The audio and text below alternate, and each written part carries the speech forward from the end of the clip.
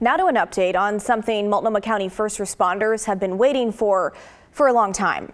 A 24/7 sobering center, a place where they can drop people off who are under the influence of drugs and alcohol. Today, county leaders announced that they are, quote, intent on purchasing this building. Take a look. There it is in Portland's Central Eastside, right across the street from Goodwill on Southeast Grand Avenue.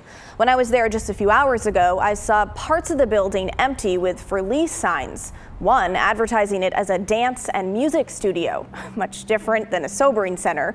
And a granite and marble company was working out of the other half of the building when we were there today. But it apparently checks the county's boxes, among them a central location, no schools nearby, and 2 or more entrances for drop-offs. County officials don't have a timeline for when it could be turned into a sobering center, but they say it will have approximately 50 beds. I hear loud and clear about the need to expand our behavioral health continuum of care and open a permanent facility that meets the needs for so many of our neighbors. We all recognize that jail or emergency rooms are not appropriate resource allocation for these folks. And we also recognize that charging people for the behaviors that may be associated, the crimes associated with those behaviors, are not another effective way to change those behaviors. It also represents a tangible step forward in addressing a lack of sobering services and a severe shortage of withdrawal management or detox services in our county. This year, county officials will begin the process of finding a group to run the site. And county officials say they have already met with surrounding businesses and plan to hand out flyers to neighbors and hold a community meeting in March.